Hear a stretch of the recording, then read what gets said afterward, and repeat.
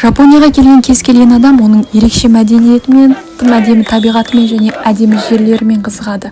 Ал олардың күнделікті өмір одан да терең, мағыналы әрі қызық.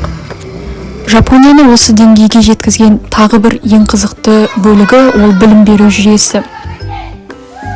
Токиода бірнеше жыл бойы мектептерге барып, мұғалімдердің рөлін көріп, Жапонияның ерекше оқыту, білім беру мәдениетімен танысып, ондағы сабақтарға қатысып, сабақ беріп, мұғалімдердің жұмысымен ішінен танысуға мүмкіндік берген керемет бағдарлама бар.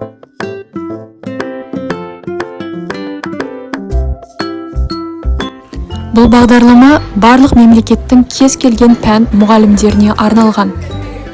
Осыншалықты мол тәжірибемен қоса, маған президентпен кездесу мүмкіндігін берген бағдарлама туралы білгіңіз келсе, консультацияға жазылыңыз.